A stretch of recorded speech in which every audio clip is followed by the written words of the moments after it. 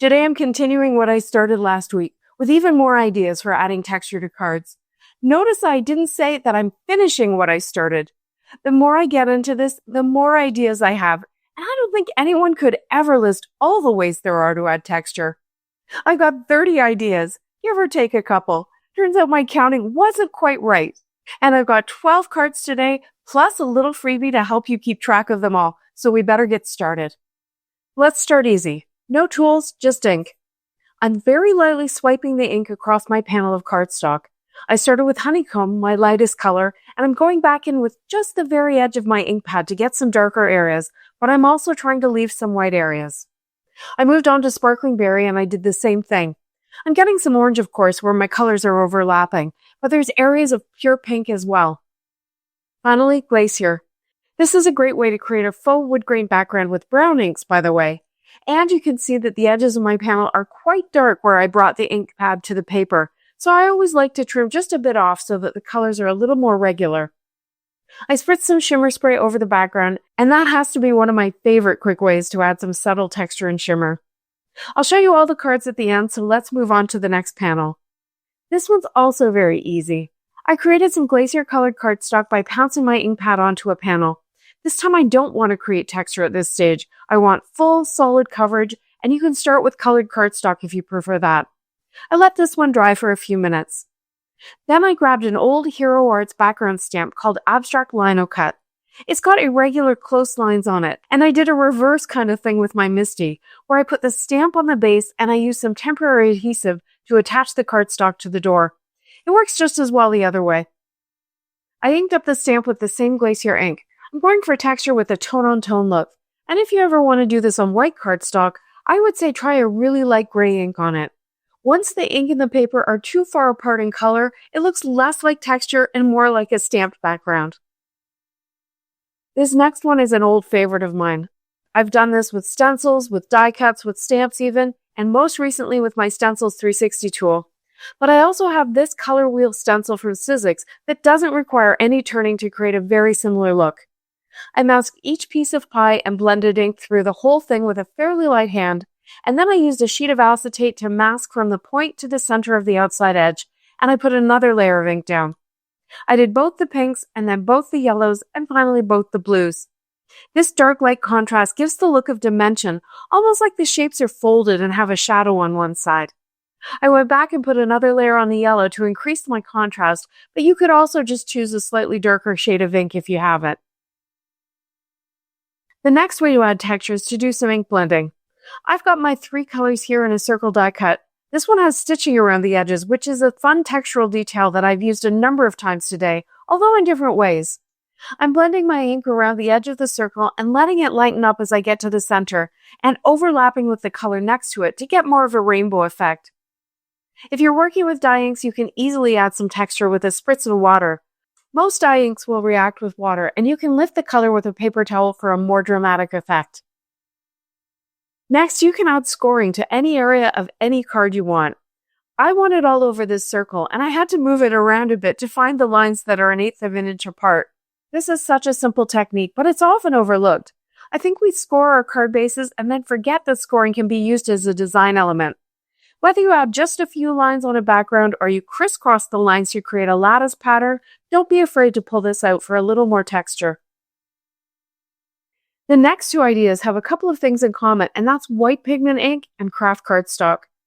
This is the curved sweep stencil from a Colorful Life Designs, and I used a little sponge dauber to put the white ink down through the holes. Then I shifted the stencil just slightly, and I blended my 3 primary colors through as well. You can do this in the other order, the colors first and then the white ink. I'm not sure if it changes the look much, but it might keep your brushes cleaner. I may be picking up some of that white pigment ink here, since I'm often not patient enough to let things dry properly. See how the dots look like they're kind of popped up? Obviously this won't work on white cardstock, and the colors might turn out to be quite dull on black, but I would like to try it with some of my homemade cardstock, maybe gray or a mid-blue, to see how that works. And you can do the same thing with a stamp. This is the bold circle stamp from Concord and 9th, and I inked it up a few times with the white ink. The black marks on the stamp are from the acetate. I must have put it onto the wrong side last time I put it away. After doing this, I cleaned it properly and all that black came off. I stamped with the white a couple of times, and then I moved my cardstock up and to the right a bit. Now, I actually think I moved it a little too far before inking up the top portion with the pink ink and stamping it down. If it had been a little closer, the effect would have been a little more subtle like the last panel, but the drama here kind of goes with that bold pattern. So I finished it off with my yellow and then my blue inks, making sure to get some areas of overlap. Another way to add texture is to use a stencil that I like to call an illusion stencil. That's where the design itself gives the look of texture and dimension, rather than having to do any special technique. This stencil from the Crafter's Workshop is an old favorite, and I decided to use some homemade stencils that I cut with a square die to help me get my colors in the correct places. Well, mostly. The square die was ever so slightly bigger than the square design of the stencil, so there is some overlap in my inks, but not much. As I'm working, I'm sure you can see that illusion effect I'm talking about. The lighter and darker areas of color in each square give the look of shadows and texture, similar to what I created earlier. But when I took the stencil away, the stark contrast with the white cardstock reduced that textural look I was loving. So I used that same little post-it stencil and I blended another layer of ink to create that tone-on-tone look. If I'm being totally honest, I think it would be even more textural looking if I did it with just one color, but this works too. So far, so easy. This next one's a little more involved. Cast your mind back to last week when I added texture by stacking cover plate die cuts onto a panel of cardstock. I told you I would hold on to those little diamond cutouts for another day, and today is that day. I put some tape runner over a piece of thin printer type paper, and I put a white die cut onto that. Now each little hole is sticky and just waiting for the little diamond pieces to be put in place. It is important when you're working with this many pieces that are this small that you choose a die where all those little diamonds are the same size. This gets way more complicated if you have to have each little piece in the exact right little hole. But this one has what I need, and that means by putting all the little pieces in randomly, I can get a nice mix of colors all over my panel.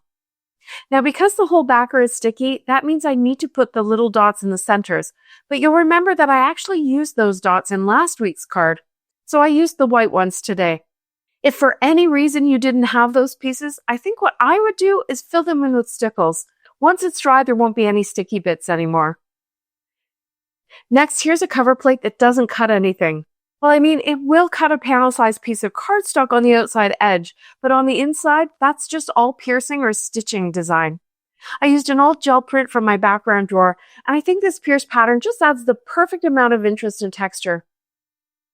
My final big technique for texture is using a gel plate, and you're going to be amazed at how many panels you can create very, very quickly. This is very simple and one of my favorite gel printing techniques. I like to put a layer of paint on my panel first. I chose colors that are close to the inks I was using earlier, at least as close as I have. I put a dot of each one on the gel plate, and then I used a brayer to spread the paint over the plate. I had to blend just 2 at a time because this brayer isn't wide enough to do all 3. And I rolled off onto paper to the left of me before coming back in and doing the yellow and pink. Interestingly, this paint kind of bubbled up on my plate, and I think it might be because the plate is pretty new, but that is definitely another unexpected way to add some texture. I added some more paint in the same way so I could get some better coverage, and I got out my wider brayer to make it go faster, but you don't have to do a second coat. The fun thing about gel printing is to take a look after every pull and decide whether to add more or not. You're always going to get something different, and it's good to develop that ability to know when it's time to stop. There's a quick look at my roll-off sheet too. Often they turn out to be really pretty and useful in your card making. Okay, so next I put more paint, but this time at the top of the gel plate, and I spread it with my brayer vertically. Before I put my paper down on it, I put a stencil down on the plate. This is Batik squares from A Colorful Life Designs. Next, you have a choice. You can do what I did and use your colored panel to pull the ink from the holes in the stencil, or you could use a new sheet of paper. Here's what I got, a bold layered pattern, and you can see how the colored stripes overlapped and interacted. I removed the stencil from the gel plate and I put a clean piece of paper on it to pick up what was left. And as I say, you could reverse the order and you would get a bolder print on the clean sheet and a softer print on the colored sheet, the opposite of what I've got here today. Look at the texture on that. So there's the print I made, the cleanup or ghost print, and my roll-off sheet. and all 3 of those panels are usable. And there's still a little bit of paint dried onto the gel plate, and an easy way to clean it off is to add another very thin coat of paint, like I'm doing here, and then put another piece of paper down on the plate and let it dry. It won't take long because of how thin that paint is. And once it's dry, you can pull it off and you've got another pretty print you can use, and your plate is clean. Okay, so now let's take a look at all these cards. Here's that ink swiping panel from the beginning. See how dreamy it looks?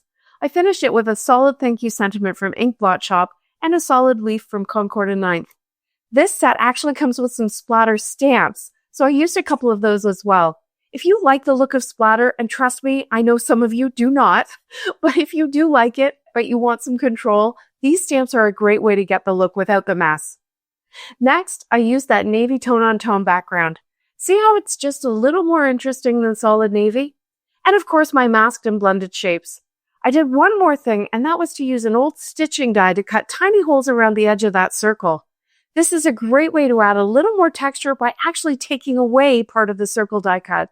I finished it with an old favorite Avery Happy Birthday stamp. Next is my multicolored circle with the scoring. I simply put this on a white card base and I added a big Lawn Fawn Happy Birthday die cut sentiment, along with some honey gold dots that I cut myself to use as embellishments. And embellishments, whatever you use, sequins or gems, they definitely add texture to your card. The texture on this stenciled panel came from the white ink underneath the colored ink, and I added a little bit more by continuing the pattern with my tiny gold dots. The sentiment is a Hero Arts Happy die cut along with an old Mama Elephant birthday stamp. There's texture in that stitched edge as well. Next is the texture from stamping the white ink on the craft cardstock. I love this look and the stenciled one too. White ink is definitely a staple in your craft room, and these are 2 good reasons to have it. That's a Concord and 9th birthday sentiment die cut.